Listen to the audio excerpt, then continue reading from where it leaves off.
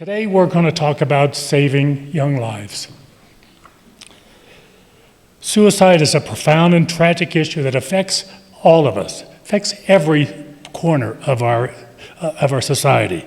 However, one group bears a disproportionately heavy burden of this crisis, and that is the LGBT community. LGBT youth are at significant higher risk of contemplating, attempting, and unfortunately completing suicide compared to their straight or heterosexual counterparts. According to studies, there are nearly 5 times as many attempts of suicide in the LGBT community. Today, we've asked Carrazana to talk to us about the Trevor Project. Trevor Project is a well-known organization, mainly in the U.S., that is dedicated to providing crisis intervention and suicide prevention services. Its history dates back to the late 90s and has played a significant role in supporting the LGBT community in their times of need. Carlos is the Chief Operating Officer of Trevor Project, and in his role, he has led the establishment of Trevor Project in Mexico. In his previous life, and I'm only going to mention a few here, he's an overachiever. He was Chief Operating Officer of the League of Conservation Voters, Executive Vice President and Chief Operating Officer of Save the Children US for nearly a decade. Carlos was the Chief Operating Officer of the Elizabeth Geiser Pediatric AIDS Foundation.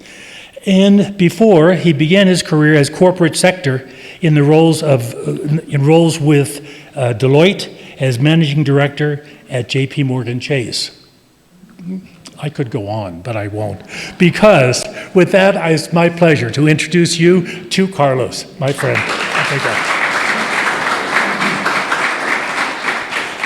Thank you for the kind introduction and for the invitation to be here at Rotary. And thank you to my friend Ted. Where is Ted?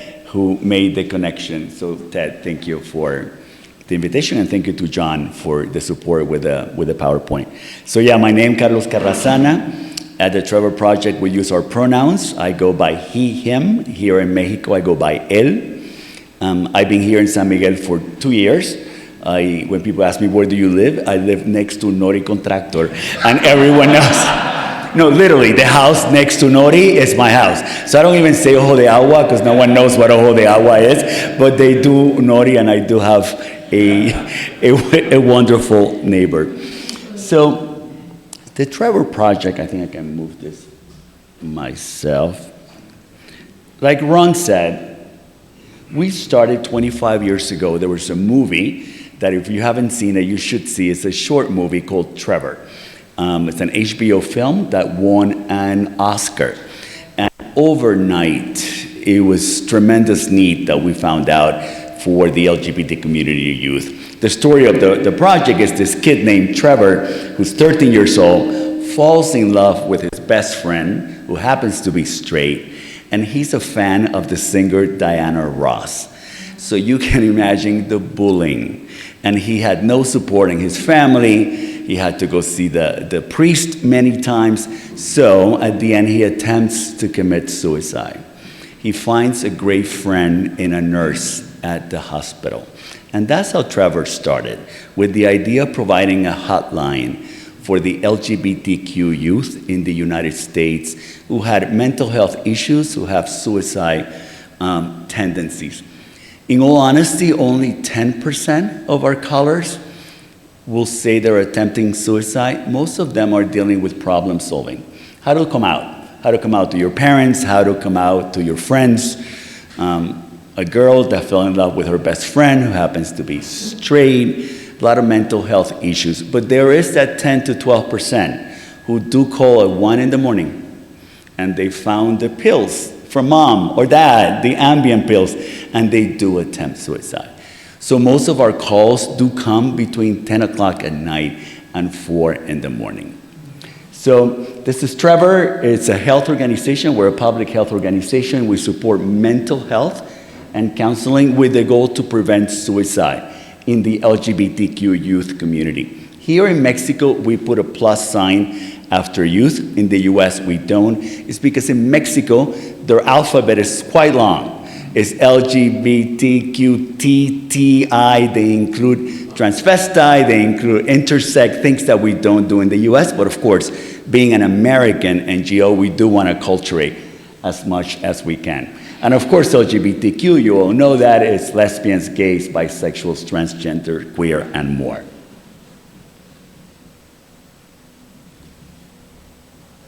Nuestra visión, what's our vision? That a world where all LGBTQ youth enjoy a bright future. Very simple. Our mission is to end suicide in our community. Trevor started with the funding from the HBO film. So the two producers and the directors decided to give all the funding that they got out to create Trevor. Then, of course, it's a Hollywood movie, so they got a lot of funding from Hollywood. But over the years, it's grown into one of the largest LGBTQ organizations in the US, if not the largest. It's a budget of around $90 million. We have 700 employees in the US. And we opened in Mexico a year ago. So that's one of the reasons why I moved to Mexico to live next to Nori and to open the Trevor Project. So I'm just gonna go through a few slides, and then we can definitely open it up for any questions and anything I can share with you. So why did we come to Mexico? So when Trevor had a lot of donors, a lot of our funding comes from foundations. Gates Foundations, MacArthur, Ford, Packard, you can imagine, right? That want to focus on mental health and that do want to focus on the LGBT community. So we wanted to go international because we had the funding. So we thought about the Philippines, tremendous need.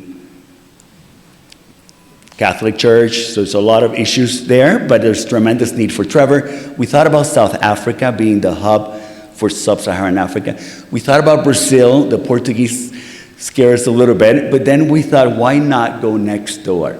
Why not go to Mexico? Especially when in the US, as you all know, 17% of the population in the US is of Hispanic, Latino descent, and many of them are Mexican Americans. Plus, in Mexico, there's a tremendous need for Trevor. Even though I will say Mexico is extremely progressive, I will say up there with Colombia and Argentina, when it comes to countries in Latin America that embrace the LGBTQ community, there's a tremendous need for our services. So this is just a few statistics. Suicide is the second leading cause of death among youth in Mexico, all youth. Almost 30% of LGBTQ youth have attempted suicide. These are all statistics from the UNAM. UNAM is the Universidad Nacional Autónoma de Mexico. They come up with all the studies together with the government. And most of them issues, as you can imagine, are stress, distress, fear, anxiety, change in appetite. Homophobia is big in Mexico. The biggest challenge in Mexico is coming out. In the US, we serve over 750,000 kids every year. I will say less than 5% of the calls or texts or chats are kids wanting to come out. In Mexico, 40% of all the kids who contact us is problem solving how to come out. The issue of homophobia, the issue of violence, the issue of bullying is big here in Mexico. It is reported that there's about 500 incidents of homophobic violence each month, which translates to tremendous mental health needs. Approximately 65%, this is extremely alarming, of LGBTQ youth in Mexico face challenges in mental health.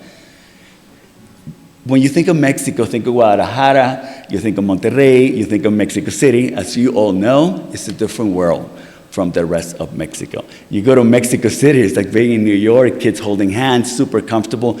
It's not like that in the rest of the country. One last statistic, of course, we have the second larger number of crimes against transgender individuals, and a lot of the murders against the community are against transgender women here in Mexico. So we have special campaigns and programs just dedicated to helping the transgender community. I have to say the city of Mexico, Mexico City, has the first transgender center clinic, beautiful, funded by the city. unheard of. And now other cities like Bogota, Buenos Aires are trying to replicate that. But Mexico is extremely progressive, as you all know, when it comes to legislation, gay marriage. When it comes to anti-discrimination, you really cannot discriminate. However, it's about operationalizing those laws, right? It's about making sure that the judge in a small town in Mexico will actually marry you if you wanted to get married. So, but in terms of the laws, the infrastructure, the systems, Mexico is extremely progressive. There's a lot that we can learn from in the US from Mexico. It's just when you get out of a big city, how do you operationalize all of this? Hay esperanza, there's hope. If a young individual has the opportunity to talk to someone, it can completely transform their lives. Here in Mexico, we define youth between 13 and 29. Interesting, because that's how the government of Mexico defines youth. So as we expand into other countries, we want to make sure that we are in sync with the government statistics. So to be young in Mexico, all the way up to 29, you're considered a young person. So what does Trevor do? And we do this here in Mexico as well as in the US. Most of what we do is counseling. So it's either a phone call or a text or a chat. Here in Mexico, 90% of the kids contacting us is through WhatsApp. A typical conversation will last 35, 40, 45 minutes. It's about problem solving. It's about helping them come out. Of course, our counselors are all psychologists. They're paid. We are now embarking on a new program with volunteers here in Mexico. So that is most of what we do. We also do a lot of research with the local universities. We do a lot of advocacy work. By coming to Mexico, funded by an American NGO, all of a sudden we're the largest LGBTQ organization in Mexico. So it is our role to bring them together. How do we become a grant maker to them? To start giving them some funding so we can strengthen some of the local organizations here in Mexico who've been doing beautiful work for many years.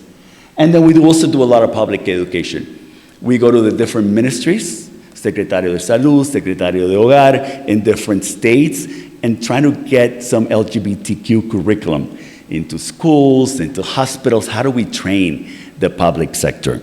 And we are so welcome here.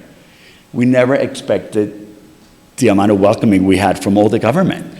From small towns, small mayors, they will say, yes, come talk to us, come to our schools, what's the curriculum? The opposite of what's happening in the US, how do we add it to our books? What books should we be reading? So it's very rewarding to be working here in Trevor, Mexico, because you're very well received. You know your service is needed, but you also know the country really wants you here. So our services are 24 hours, 7 days a week. It's free, it's confidential, it's all funded by the US. We are not raising money here in Mexico. We're still trying to figure out, we don't want to compete with another LGBTQ organization here in Mexico. And we're very aware that we are an American NGO. So we do have partnerships like KPMG, Johnson & Johnson, Procter & Gamble, partners that we have in the US that their subsidiaries here want to start funding us. So in that case, yes, we're trying to figure out how to work with them. But we haven't figured out if we want to raise funds from individuals because we don't know if it's going to feel right. So that's something for us as an organization to figure out going forward. Our impact, so I said in the US, we reach 750,000 kids every year. Here in Mexico, in just 1 year, 80,000 kids. And these kids who have called or done a WhatsApp, this is not our advocacy work, our research work, our community programs. No, these are kids in needs. We do have a significant budget for marketing. So we do a lot of building awareness in TikTok, in Facebook, you name it. So we have to create the space for the kids, I call them kids, the young people, to be able to call us, to know who we are. But they're calling. What we're also finding out here in Mexico, huge percentage identify as straight. So they call, and because in the US, less than 2% of individuals who call Trevor will say, I identify as heterosexual. Here in Mexico, even just saying the word gay, once they know it's confidential, it's anonymous, they can, and they identify as straight. We're thinking that many of them may be straight and questioning, right? It's the whole spectrum. So we're learning a lot being here in Mexico, that we hope to get some of those learnings also and bring them back to the US, being mindful that, again, 17% of the US is of Latino and Hispanic descent. I'm almost done. So we provide a lot of resources. We have a lot of handbooks and manuals, and we do workshops on allyship. How do you become an ally? How to train the teachers, how to train doctors, how to train nurses. What is it to be transitioning if you are transgender? So aside from our counseling work, which is the main thing that the Trevor Project does, we do a lot of community outreach, and we send manuals, we train trainers. So it's a big part of our work is providing the other resources. So how can you help Trevor? We will start a volunteering program soon. We have one in the US. We have over 5,000 volunteers in the US who help with the phone lines. They go through a massive amount of training. Here, of course, you'll need to speak Spanish, but this is something that we hope to start here just because it's hard. As our work grows, we won't be able to fund it all ourselves through paid staff. We'll need to figure out the volunteers. We're thinking about going to universities. If you're doing your master's in psychology, doing your master's in social work, they need internships here in Mexico, which I love. So how do we get them, right, to come to the US? Because you do need to know a little bit of counseling or psychology, because some of the conversations are really tough, really heavy.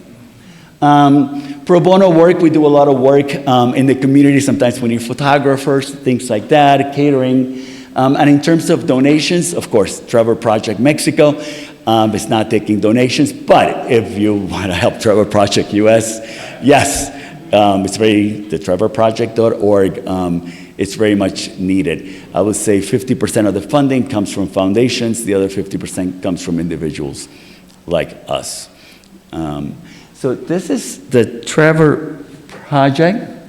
Again, thank you for the opportunity. We're very excited to be here. We had no idea of how welcome we would be in a country that traditionally you think of, la masculinidad mexicana, that you think, okay, how are they going to take all of this transgender, pansexual, but it's amazing. And here in Guanajuato, I was asking my team in Mexico City, okay, if they ask me about Guanajuato, even though it's known for being extremely conservative, it's low-key. There's not a lot of harassment. Of course, in San Miguel, we're all shelter here, and I don't know if you see it when you go to Centro in town, you see girls holding hands, even men holding hands. I always think maybe they're from Mexico City. But San Miguel it's our bubble, which is very special. But the state of Guanajuato is changing, even though it is considered one of the most conservative states, but not in terms of legal or legislation. So it's nothing that they're doing that the state of Mexico, it's not. But yes, thank you again for the opportunity to share a little bit about the Trevor Project. And yeah, welcome any questions you may have. Thank you so much. So thank you very much. I'm interested in learning more about what's going on in San Miguel. You might see people holding hands in the Jardín, but you're not going to see people holding hands in the colonias. And I think it's really difficult for someone to grow up gay in San Miguel, in a middle class or poor family. What's available to them? Is there any organizations? What can a kid do? Not that I know of. Not that I know of. This is completely anecdotal, but there is a feeling from what I hear that the current administration in San Miguel is not as gay-friendly as they could be. It's not from Trevor. I don't know it for a fact. All of you who have been here maybe longer than I have. I've never seen it, but I've heard of different events that wanted to happen that the administration at the moment was not exactly friendly, but it's totally anecdotal. I don't know that. But I do not know about the resources. I know for Trevor the Trevor Project is, for all of Mexico, so that is available. I do think there's some small groups, some grassroots. There was a Colectivo 41. Okay. Colectivo 41, which was on Facebook, which I think they're still on Facebook. I don't know. Yeah, I don't know much of. Right. Next, David. Thank you so much for that great presentation. I've been involved with security in San Miguel for many years, and for years, especially about 10 years ago, we talked about a crisis intervention hotline. And the town was just not ready for it in terms of numbers. I believe, not just in terms of the LGBT community, I believe that with the present conditions and the lack of resources for adolescents, that we could do something in terms of a crisis hotline. I don't want to take up too much time, but I would like to get together with you and talk about that, not just in terms of that community, but the whole young people's community. As you defined young people, as Mexico defines them, 13 to 30. Yeah. There's a lot of crisis intervention that has to be done. You can imagine, Carlos, how difficult it would be to, I hesitate to use the word man, to man the phones. No, but and obviously you'd need professional people. So I would like to talk to you about that as a project that maybe Rotary. Yeah, and you can start small, definitely. Yes. You can start small, and we can share my team of how do you do the marketing and the awareness? How do you attract the audience? And then how do you deliver the actual service? Right. And a lot of it, to be honest, will be on WhatsApp, which is amazing, the power of WhatsApp here in Mexico. So it's definitely can be do. Happy to. Pleasure. Thank you so much.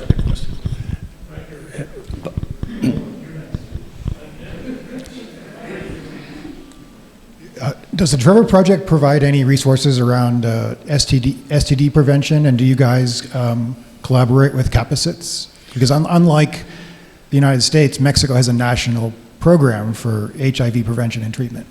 It's one of our referrals, so we do get a lot of calls here in Mexico, interesting, not in the US, here in Mexico about STDs, and we refer them. So we have a big part of setting up Trevor Mexico for 1 year is creating connections. We have 30 individuals just building connections with resources in every one of the 32 states. If someone calls homelessness, big thing here, violence, not bullying, hardcore violence, violence from family members, violence in the streets, because there are organizations supporting them all. So we do have that list of resources that we send the young people, is the right term that I should be using, that we send the young people to. And STDs, it's on everyone's mind here. I do think it's probably the same in the US, but there are other resources. They wouldn't call Trevor for that. There's maybe the public health system. So here it is, STDs. And HIV, yeah. Yes. Have you been successful working with DEEF and their counselors? DEEF? DEEF is the social services here in San Miguel, and I think most cities. They have professional counselors who would be perfect for counseling. I do not know. I can definitely follow up with my team and see if they've made that connection, because that would be great. Because for us to expand, our fear is the more marketing we do, the more outreach, because it's never been here before. And how do we provide the service? Our wait time is 30 minutes now, and I hate to even say it from a quality perspective. If you are on the phone, 30 minutes at 1 in the morning, you're not gonna wait. If you are WhatsApp, you may wait because you're doing something else.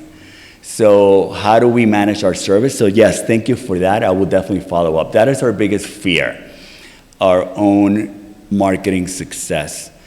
Because it also affects your quality, affects your brand, affects your reputation.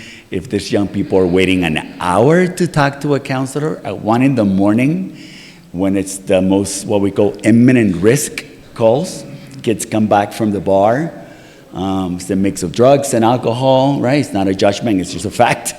But yes, thank you.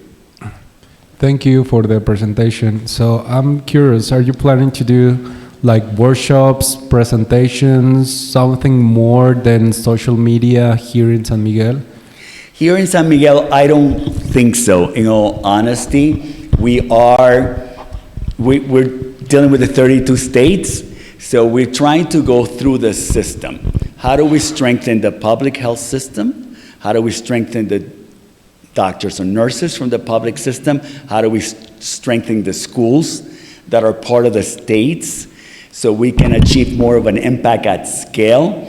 So we are not going at the individual town level yet. So we're trying to influence through our resources, sharing information, sharing knowledge, and everyone is extremely welcoming. But we're not at that level here in San Miguel yet because it's a national organization.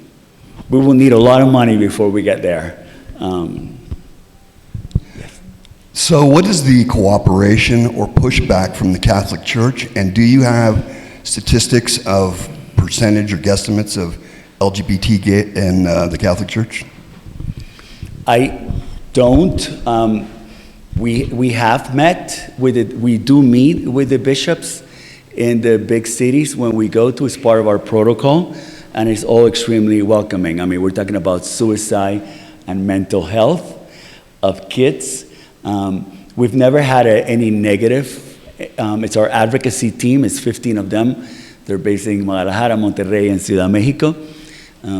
I don't have statistics. I am sure the government of Mexico and the UNAM, which is an amazing research institution that I've seen, they do have a lot of information. But we have not had any pushback from at least not overtly. I think the toughest topic for us in Mexico is transgénero. Because it's hard to understand. What is transitioning? What does transitioning mean? Is it just hormones? And then, there's, if I may speak freely, there's top surgery and bottom surgery, and it's a complex medical topic. And a lot of the people in Mexico, the young people in Mexico who are transitioning, never get to fully transition because it's extremely expensive. So dealing with that, how do I talk to a transgender woman? Well, if you're a guy and you went through the trouble of transitioning to be a woman, you want to be called Maria, not Carlos, right? So we do a lot of education with the teachers, especially with teachers, and everyone is so welcoming. But that is the toughest topic here. And when in all honesty, when we talk to the Catholic Church, we don't emphasize, because that's just taking it to a different level, right? I grew up Catholic myself, right? So we don't even take it to that level. We're just, LGBT community, young kids who are coming out. Big part of our advocacy here is conversion therapy. Huge in Mexico. Huge in Mexico. So we have a campaign that it's called, I wrote it down because I always get it wrong. Terapia de aceptación y no conversión. Therapy to accept and not to convert. So we do a lot of our marketing dollars go for these campaigns, and the campaigns go to doctors, of course, but we wouldn't do it with the church directly. But it's the transgender issue, it's the biggest one, and conversion therapy. Mary? Hold on. Hi, Carlos. Thank you for your wonderful talk and incredible work. Can you speak to the group a little bit? Not everybody really knows what conversion therapy is. It's not that commonly understood, and I think that it's important people know that that is going on. Yeah, thank you, Mary. Mary's a clinician herself. Conversion therapy, big in the US, but really commonly done in Mexico, is when it's trying to convert you to be heterosexual if you have identified yourself as being homosexual, gay, lesbian. So they try to, it's a whole clinical protocol usually endorsed by a church, any church, that tries to get that young person to become heterosexual.